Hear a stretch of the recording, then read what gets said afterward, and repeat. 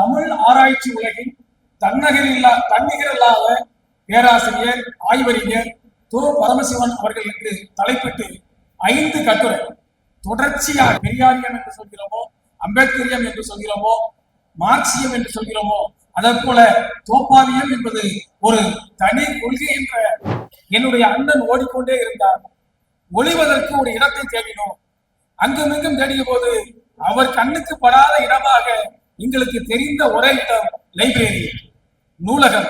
பாளையங்கோட்டையில இருந்த நூலகம் தான் எங்களுக்கு ஒளிகிறதுக்கான இடம். திராவிட இயக்கம் ஏறத்தாழ ஒரு 50 ஆண்டுகள் 60 ஆண்டுகளுக்கு முன்னால் செய்த அந்த வாசிப்பு புரட்சி என்பது தெரு தெருவிற்கு அவர்கள் நடத்திய படிப்பகங்கள், அவர்கள் நடத்திய பத்திரிகைகள்.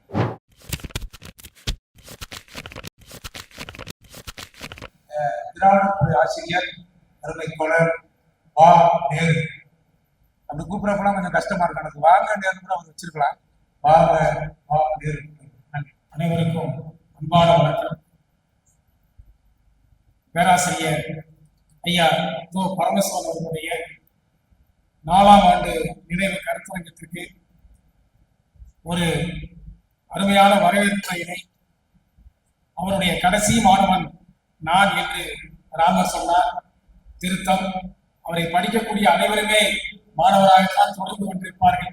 எனவே மாணவர்களின் ஒருவராகிய ராமர் அவர்களுக்கும் தலைமை ஏற்று திராவிட மொழி இதழிலே மிக அருமையான கட்டுரைகளை கொடுத்திருக்கக்கூடிய நம்முடைய மரியாதைக்குரிய ஐயா முனைவர் சோ சாந்தலிங்கம் அவர்களே முன்னிலை ஏற்று ஒரு விரிவான உரையை நமக்கு கொடுத்திருக்கக்கூடிய பேராசிரியர் முனைவர் மாப்பே சீனிவாசன் அவர்களே, எனக்கு முன்னால் இங்கு உரையாற்றிய ரத்தின சுருக்கமாக வெடிகுண்டு போல் உரையாற்றிய பேராசிரியர் ஐயா ஈக்கியார் அவர்களே, எனக்கு பின்னால் உரையாற்ற இருக்கக்கூடிய அன்பிற்குரிய காந்தி கிராம நிகழ்நிலை பல்கலைக்கழகத்தினுடைய தமிழ் துறை தலைவர் சாகித்ய அகாதமி விருதாளர் பேராசிரியர் ஆனந்தகுமார் அவர்கள், நன்றியுரை ஆற்றிருக்கக்கூடிய அருமைக்குரிய நண்பர் நவநீத கிருஷ்ணன் அவர்களே, இந்த நிகழ்ச்சியை மிக சிறப்பாக ஏற்பாடு செய்து கொண்டிருக்கூடிய அவர் பேரை எப்பயுமே என்ன பேரை சொல்லி கூப்பிடுறது அப்படின்னு எனக்கு ஒரு குழப்பம் இருக்கும். இப்ப அழகு அண்ணாவி, சர்டிபிகேட்ல அழகு செல்வம், பரவலா அழகு பாரதி, அந்த 3 பேருக்கு உரிய இனிய நண்பர் நான் அடிக்கடி கூப்பிடுறது ஒரு அழகு பாரதி தான். எனவே அழகு பாரதி அவர்களே, இந்த நிகழ்வு அடிப்படையாக அமைவதற்கு அவர்களுடைய ஐயா தோப்பா அவர்களுடைய மாணவர்கள் தான் அடிப்படையாக இங்க அமைச்சிருக்கிறாங்க. உண்மையிலேயே மிகுந்த மகிழ்ச்சியாக இருக்கிறது. நம்முடைய அருமைக்குரிய நண்பர் திருக்குமரன் ஒரு 30-40 ஆண்டுகளுக்கு மேலாக ஐயா தோப்பா அவர்களோடு நிழலாக தொடர்ந்தவர்கள் நம்முடைய அழகு பாரதி அவர்களும் தமிழ் குமரன் அவர்களும். இன்னும் கேட்டால் தோப்பா அவர்கள் சொல்ல எழுதியவர்கள். அந்த புத்தகங்களுக்கெல்லாம் அடிப்படையாக அமைந்த அவர்களுடைய மாணவர்கள் பல பேர் இருக்கிறீர்கள். அவருடைய அருமை மகள் இங்கே கலந்திருக்கிறார்.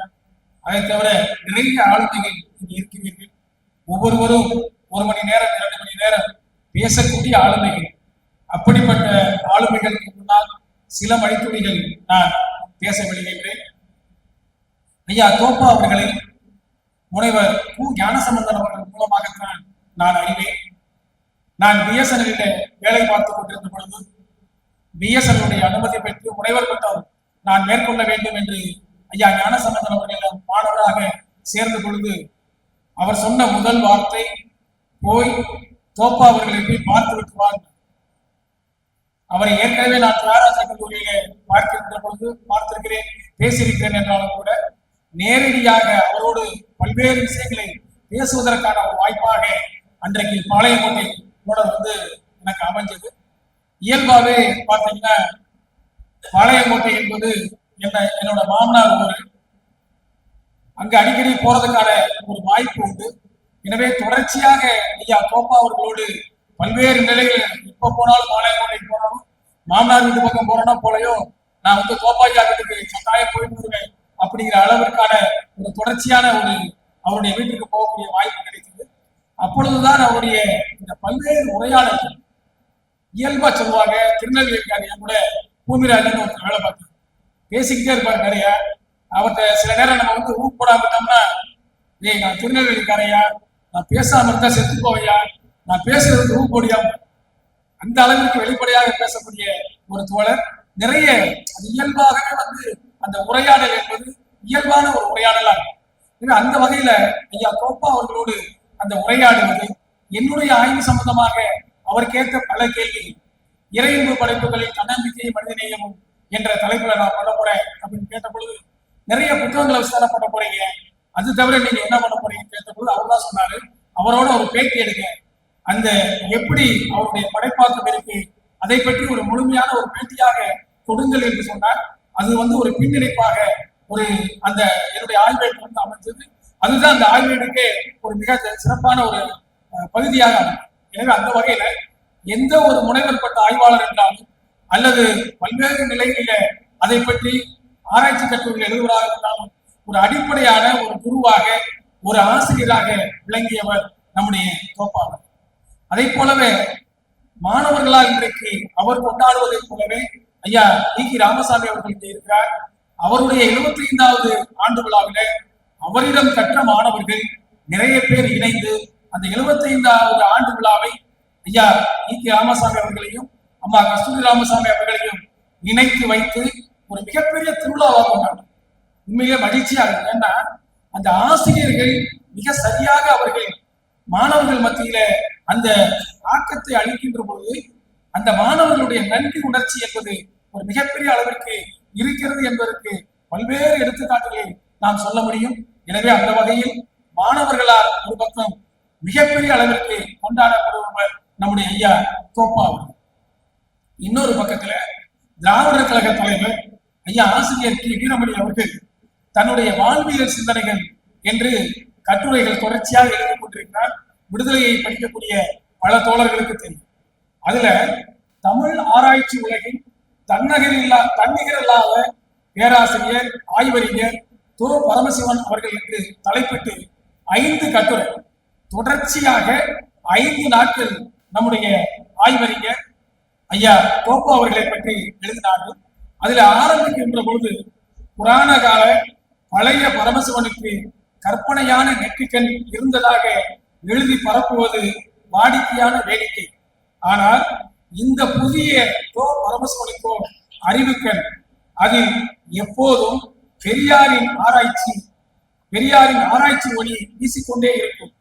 புது புது வெளிச்சங்கள், புத்தாக்கங்கள், சிந்தனைக்கான விருந்துகள் வாசகர்களுக்கும் தமிழ் இலக்கிய ஆய்வாளர்களுக்கும் வற்றாது கிடைத்துக் கொண்டே இருக்கும் என்று மிக சிறப்பாக ஐயா தோப்பா அவர்களை குறிப்பிட்டு ஒரு 5 கட்டுரைகள் தொடர்ச்சியாக எழுதியிருக்கிறார். அதில்தான் நம்முடைய பேராசிரியர் மாப்பிள்ளை சீனிவாசன் அவர்கள் குறிப்பிட்ட கருப்பு என்ற கட்டுரை. நீங்கள் எந்த புத்தகத்தை படிக்கவில்லை என்றாலும் தோப்பா அவர்களுடைய கருப்பு என்ற கட்டுரையை படியுங்கள் என்று நம்ம பேராசிரியர் குறிப்பிட்டார்களே, அந்த கருப்பு என்ற கட்டுரையை தான் முதல் 2 வாழ்வியல் சிந்தனைகளிலே ஐயா ஆசிரியர் அவர்கள் குறிப்பிட்டிருக்கிறார்கள்.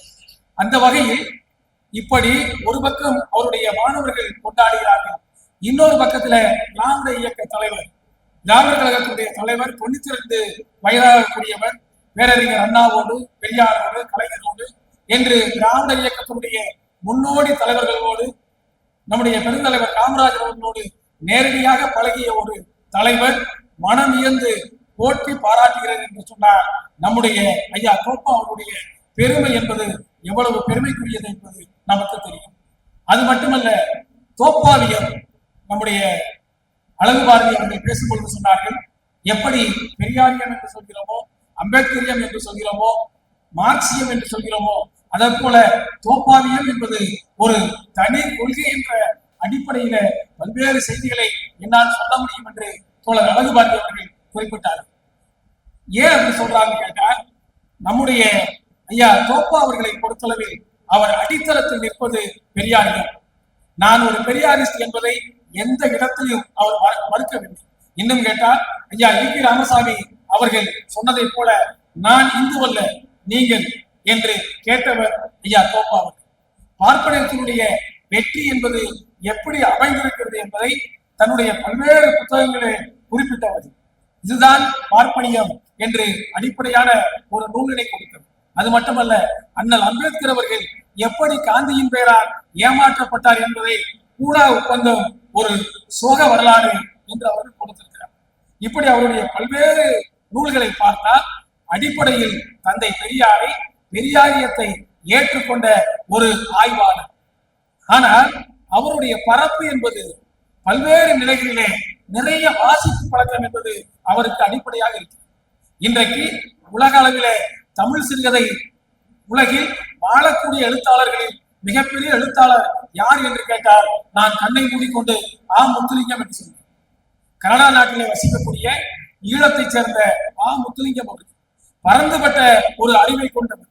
பல்வேறு நிலைகளிலே அவர் எழுதக்கூடிய அந்த சிறுகதைகள் என்பது பல்வேறு அனுபவங்களை சொல்லக்கூடியதாக இருக்கக்கூடியது. ஏனென்று கேட்டால் அவர் உலகத்தினுடைய பல நாடுகளில் பல்வேறு பணிகளிலே இருக்கக்கூடியவர். அவர் ஐயா நம்முடைய தோப்பா அவர்களை நேரடியாக ஒரு பேட்டி கண்டு ஒரு பேட்டி எடுத்திருக்கிறார், அதை பதிவு செய்திருக்கிறார். அதில் சொல்கிறார், முதலிலே தாய்மாமனுடைய அடிக்கு பயந்து என்னுடைய அண்ணன் ஓடிக்கொண்டே இருந்தார். ஒளிவதற்கு ஒரு இடத்தை தேடினோம். அங்குமிங்கும் தேடிய போது அவர் கண்ணுக்கு படாத இடமாக எங்களுக்கு தெரிந்த ஒரே இடம் லைப்ரரி, நூலகம். பாளையங்கோட்டையில இருந்த நூலகம் தான் எங்களுக்கு வந்து ஒளிகிறதுக்கான இடம். நான் என்னுடைய அண்ணனோடு சேர்ந்து ஒளிந்து கொள்வதற்காக முதலில் நூலகத்திற்கு போனேன். நூலகம் என்னை பிடித்துக் கொண்டது. 8-9 வயசுல உள்ள போயிருக்கிறேன். போன உடனே மிகப்பெரிய அளவிற்கு கருப்பின பெண்ணான டாம் என்று சொல்லக்கூடிய ஒரு நாவல், மிக ஒரு அடிப்படையில் கருப்பின பெண் எப்படி அந்த அடிமைத்தலையில இருந்தால் என்பதை சொல்லக்கூடிய அந்த புத்தகத்தை வாசிக்கக்கூடிய வாய்ப்பு என்பது எனக்கு நூலகத்திலே கிடைத்தது. அந்த நூலகத்தை பார்த்து பிரமித்து போய் மிகப்பெரிய அளவிற்கு தொடர்ச்சியாக நான் வாசிப்பு பழக்கத்துடைய போனேன். அதற்கு பிறகு பேரறிஞர் அண்ணா, நம்முடைய திராவிட இயக்க தலைவர்கள் நடத்திய அந்த பத்திரிகைகளை பற்றி வாசிக்கக்கூடிய வாய்ப்பு என்பது எனக்கு கிடைத்தது. தொடர்ச்சியான வாசிப்பு என்பது அப்படித்தான் அமைந்தது என்று ஐயா தோப்பா அவர்கள் சொல்ல முத்துலிங்கம் அவர்கள் பதிவு செய்த ஒரு கட்டுரை என்பது இருக்கிறது. அநேகர் பேர் படித்திருக்கிறார். அதிலே சொல்கிறார், எப்படி இவர் வந்து அதை உள்வாங்கினார் என்பது மிகப்பெரிய வியப்பாக இருக்கிறது என்று ஈழத்தைச் சேர்ந்த தோழர் முத்துலிங்கம் அவர்கள் சொல்வதை போல இவருடைய வாசிப்பு என்பதுதான் மிக அடிப்படையாக இருந்திருக்கிறது. இன்னும் கேட்டால் திராவிட இயக்கம் ஏறத்தாழ ஒரு 50 ஆண்டுகள் 60 ஆண்டுகளுக்கு முன்னால் செய்த அந்த வாசிப்பு புரட்சி என்பது தெருவிற்கு அவர்கள் நடத்திய படிப்பகங்கள், அவர்கள் நடத்திய பத்திரிகைகள், எத்தனை தலைவர்கள், பெரியார் பத்திரிகை நடத்தினார், அண்ணா நடத்தினார், கலைஞர் நடத்தினார், பேராசிரியர் நடத்தினார், நாவலர் நடத்தினார், ஆசித்தம்பி நடத்தினார், கண்ணதாசன் நடத்தினார் என்று எத்தனை தலைவர்கள் இருந்தார்களோ அத்தனை தலைவர்களும் பத்திரிகையை நடத்தினார்கள். அந்த பத்திரிகைகளை தெருவும் படிப்பதற்கான படிப்பகங்களை ஏற்படுத்தினார்கள். எனக்கு தெரிந்த ஒரு பெரியவர் சொன்னார், வடக்கு மாசியில் மட்டும் 16 படிப்பகங்கள் இருந்தான நேரு, உனக்கு தெரியுமா என்று. வடக்கு மாசியில் அத்தனை படிப்பகங்கள். திமுக காரர்கள் படிப்பகங்கள் நடத்தினால் பக்கத்திலேயே காங்கிரஸ்காரர்கள் அவர்கள் ஒரு படிப்பகத்தை ஏற்படுத்தினார்கள். இப்படி மார்க்சிஸ்ட் கம்யூனிஸ்ட் கட்சியை சேர்ந்தவர்கள் படிப்பகங்களை ஏற்படுத்தினார்கள். ஆனால் இதற்கு அடிப்படையாக அமைந்தது திராவிட இயக்கம் என்பதை அவர்கள் சொன்னார். எனவே அந்த வகையில் அந்த வாசிப்பு பழக்கத்தை கையிலே கொண்டவர் நம்முடைய தோப்பா. அவருடைய அந்த வாசிப்பு என்பதுதான் மிகப்பெரிய அளவிற்கு அடித்தளமாக உண்மையை சொல்ல வேண்டும் என்கிற உந்துதலை சொன்னார். பெரியார் ஒரு தடவை கேட்டாங்க, 1926 குடியரசு பத்திரிகை ஆரம்பிக்கிறாங்க. அவர் கூடவே இருக்கிற ஒருத்தர் கேட்கிறாரு, ஐயா கடவுள் இல்லைன்னு நீங்க சொல்றீங்க, அதுக்காக ஒரு பத்திரிகை ஆரம்பிக்கிறீங்க, கடவுள் திடீர்னு வந்துட்டா என்ன பண்ணுங்க? நம்மள மாதிரி ஆள்கிட்ட கேட்டா ஒரு பக்கம் கோபம் வந்தாலும், என்னையா இல்லைன்னு சொல்றோம், திடீர்னு வந்துட்டானா எப்படி வருவாரு? ஐயா சொல்றாரு, வந்துட்டா வந்துட்டு இருக்கிறாருன்னு சொல்லிட்டு போவோம். வரல இல்ல, கடவுள் வந்து நான் பேசிக்கிட்டு இருக்கேன், திடீர்னு எனக்கு முன்னாடி வந்தது, நான் தானே கடவுள்னா சரிங்க கடவுள்னு போக போறோம், என்ன பஞ்சாயத்து பண்ண போறோம், அப்படி ஒருத்தர் வந்து சொல்லலையே. அப்ப இதைத்தான் நம்முடைய தோப்பா அவர்கள் மிக அழகாக, கடவுள் வந்து வந்தா நல்லது, கமலஹாசன் ஒரு வசனத்தை வைப்பதற்கு அடிப்படையாக அமைந்தது கமலஹாசன் அவர்கள் தோப்பா அவர்களோடு பேசிக் கொண்டிருந்தது. ஐயா ஞானசம்பந்தன் அவர்கள், தோப்பா அவர்கள், கமலஹாசன் எல்லாம் பேசிக்கிட்டு பொழுது பிரபலமாக ஆன அந்த வசனத்திற்கு அடிப்படை ஐயா தோப்பா அவர்கள் என்பது நமக்கெல்லாம் தெரியும். ஆனா மற்றவர்களுக்கு தெரியுமா தெரியாதுங்க. எனவே அந்த வகையில உண்மையை சொல்வதற்கான ஒரு அடிப்படையை ஏற்படுத்திக் கொண்டு தனக்கு மனதிற்கு செயலப்பட்டதை தொடர்ச்சியாக சொல்லிக் கொண்டிருந்தவர் நம்முடைய ஐயா தோப்பா. தந்தை பெரியாரை பொறுத்தவரை கேட்டாங்க, நீங்க பொய் சொல்றீங்கன்னு ஒரு உள்ளார கேட்டவங்க அவர் சொன்னாரு, எனக்கு உண்மையை சொல்றதுக்கு டைம் பத்தலையா, நான் எங்கடா போய் பொய் சொல்றது, இருக்கிற உண்மையை சொல்றதுக்கு அவ்வளவு இருக்கு, உண்மையை சொல்றதுக்கு எனக்கு நேரம் பத்தல, பொய்யேங்கிட்டு நான் சொல்றதுங்கிற மாதிரி தோப்பாயாவை பொறுத்தளவில் தன்னுடைய மனதிற்கு பட்ட உண்மைகளை தொடர்ச்சியாக சொல்லிக் கொண்டிருந்தார். அதற்கான ஒரு களத்தை அவர் உரையாடல் மூலமாக அமைத்துக் கொண்டார். எத்தனையோ பேர் இன்னைக்கு பிஹெச்டி வாங்குறாங்க. இன்னும் கேட்டா உட்கார்ந்த இடத்திலே உட்கார்ந்தவங்களும் ஒரு 10 புத்தகத்தை 20 புத்தகத்தை படிச்சு அதை நம்ம இன்னைக்கு ஒரு முனைவர் பட்டத்தை வாங்கிக் கொள்ளக்கூடிய வாய்ப்பு என்பது இன்றைக்கு இருக்கிறது. தோப்பாயா அவர்கள் அதற்கு பதிலாக அழகர் கோயில் என்ற அந்த கோயிலை தன்னுடைய ஆய்வுடைய நெறியாளர் சுட்டி காட்டிய பொழுது அதை எடுத்துக்கொண்டு அந்த இடத்துக்கு போய் மக்கள் மொழியில என்ன பேசுறாங்க, மக்கள் என்ன சொல்கிறார்கள் என்பதை எடுத்துக்கொண்டு ஒரு மிகப்பெரிய அளவிற்கு ஒரு கள ஆய்வினை செய்து, இன்னைக்கு எத்தனையோ பிஹெச்டி வருது, கள ஆய்வு செய்து எத்தனை பேர் அந்த பிஹெச்டி வாங்கிறார்கள் என்று பார்த்தால் மிக மிக ரொம்ப அந்த எண்ணிக்கை குறையாது. அப்படிப்பட்ட ஒரு கள ஆய்விற்கான அடிப்படையை கொடுத்தவர் நம்முடைய ஐயா தோப்பா அவர்கள். அதற்கு பின்னால இன்னைக்கு மிகப்பெரிய அளவிற்கு அதனுடைய தொடர்ச்சியாக வரக்கூடிய செய்திகளை பார்க்கணும். அது மட்டுமல்ல, பெரியாரியலை எப்படி பார்ப்பது அப்படிங்கிற ஒரு பார்வை. கழகக்காரர் தோழர் பெரியார் என்ற நாடகத்தை நடத்திய ஐயா மு ராமசாமி அவர்கள், அதே பாளையங்கோட்டை சேர்ந்தவர், அதே பகுதியை சேர்ந்தவர் நம்முடைய ஐயா மு ராமசாமி அவர்கள், அவர் ஒரு புத்தகம் எழுதியிருக்கிறார், பெரியாரை புரிந்து கொள்வது எப்படி. ஒரு 60-70 பக்கத்துல இருக்கக்கூடிய ஒரு புத்தகம் தான். எத்தனையோ பேர் பெரியாரை புரிந்து கொள்ள முடியாமல் திணறி கொண்டிருக்கிறார்கள்.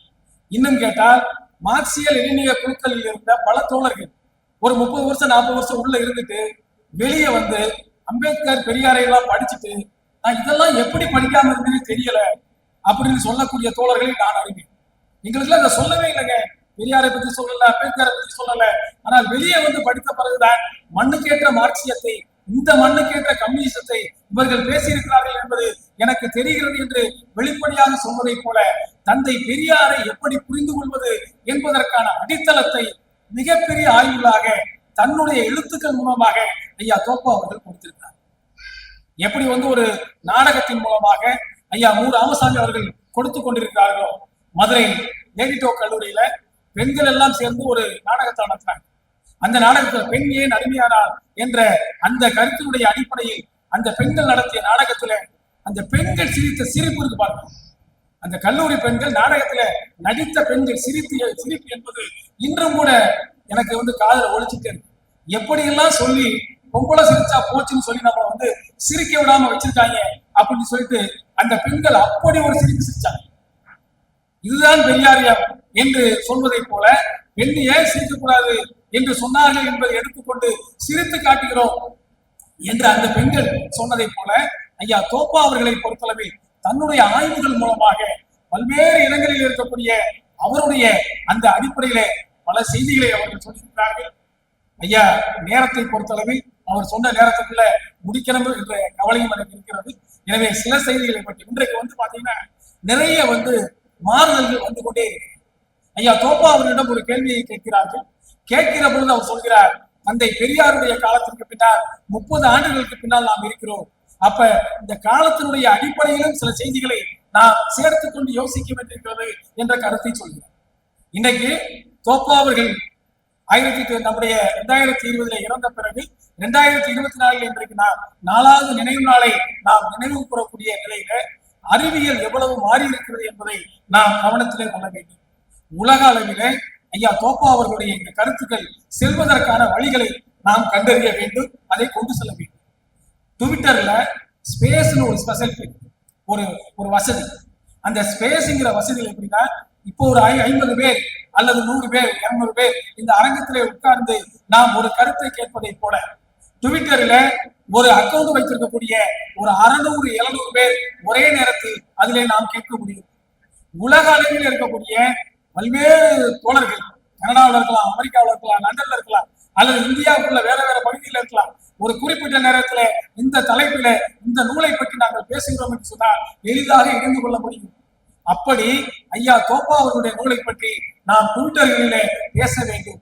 ஏனென்று சொன்னால் உலக அளவிலே நம்முடைய தோழர்கள் நிறைய பேர் மிகப்பெரிய அன்பை கொண்டவர்களாக ஐயா தோப்பா மேல் இருக்கிறார்கள். பாரிசிலே திராவிட பொருளில் ஆசிரியர் குழுவில் இருக்கக்கூடிய நம்முடைய ரவிசங்கர் கண்ணபுரான் என்று ஒரு தோழர் இருக்கிறார். அவர் சொன்னார், தோப்பாவை பற்றி ஐயாவை பற்றி பேச ஆரம்பித்தார். 10 நிமிடம் 15 நிமிடம் அவ்வளவு ஊக்கமாக பேசுகிறார். அதே போல பல நாடுகளில் இருக்கக்கூடியவர்கள் ஐயாவுடைய நூல்களை படித்துவிட்டு மிக ஆழமாக உள்வாங்கி இதை பற்றி பல்வேறு தகவல்களை சொல்லக்கூடியவர்களாக இருக்கிறார்கள். எனவே அவர்களை எல்லாம் இணைத்து இதை பற்றி நாம் பேசுவதற்கான இந்த உரையாடல்களை நாம் தொடங்க வேண்டும். இந்த உரையாடல்கள் என்பது மிக முக்கியம்.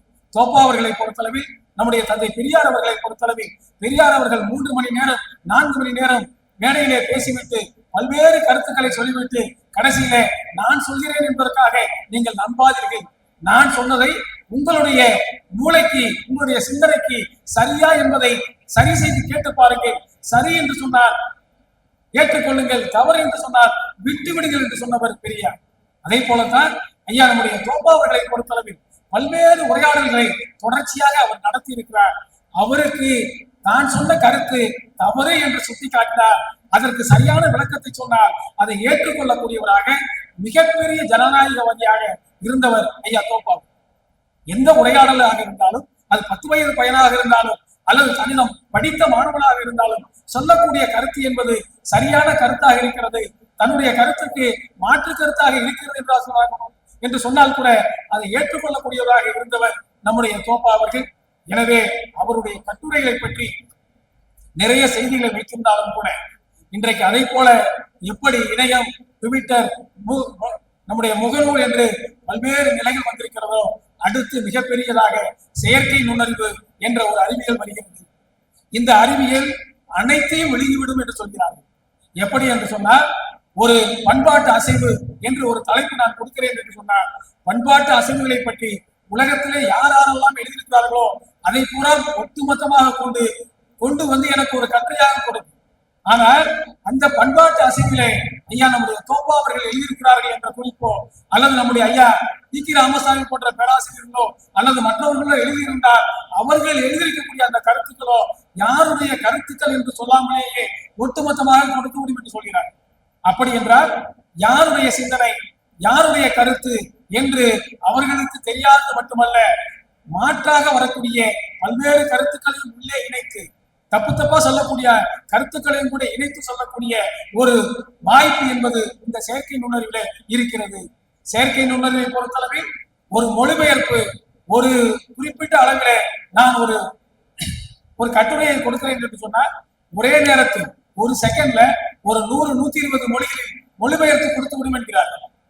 இப்படி உலகத்தினுடைய ஒரு மிகப்பெரிய மாற்றமாக வரக்கூடிய அந்த செயற்கை நுண்ணறிவு என்பது இன்னொரு பக்கத்துல ஒரு மிகப்பெரிய வாய்ப்பாகவும் அமையும் என்ற கருத்துக்கள் இருக்கக்கூடிய நிலையில் இருக்கக்கூடிய அறிவியலை பயன்படுத்தி ஐயா தோப்பா அவர்கள் பல்வேறு நிலைகளிலே சொல்லியிருக்கக்கூடிய அந்த கருத்துக்களை மக்கள் மத்தியில கொண்டு செல்வது, இன்னும் கேட்டால் ஒரு பேராசிரியராக அவர் இருந்து கொண்டு பல்வேறு நிலைகளில் தன்னுடைய கருத்துக்களை சொன்னது மட்டுமல்ல, அந்த கருத்துக்களோடு அந்த கருத்துக்களுக்கான பல்வேறு விடயங்களை பல்வேறு ஆராய்ச்சிகளை கொடுத்து கொண்டே இருந்தவர். எனவே அந்த வகையில் ஐயா தோப்பா அவர்களுடைய இந்த நினைவு நாள் என்பது நாம் நம்மை புதுப்பித்துக் கொள்வது, நாம் உண்மையை சொல்வதற்கு அதற்கான ஆதாரங்களை தேடுவது, நாம் உண்மையை தேடுவது, தேடிய உண்மைகளை மக்கள் மத்தியிலே மாணவர்கள் மத்தியிலே கொண்டு செல்வது, எந்த நிலையிலும் உண்மையாக இருப்பது என்ற அடிப்படையில் நாம் அமைத்துக் கொள்ள வேண்டும் என்று சொல்லி நம்முடைய ஐயா தோப்பா அவர்களுக்கு வீர வணக்கம் செலுத்தி இந்த வாய்ப்புக்கு நன்றி கூறி விடைபெற்றுக் கொள்கிறேன். நன்றி, வணக்கம்.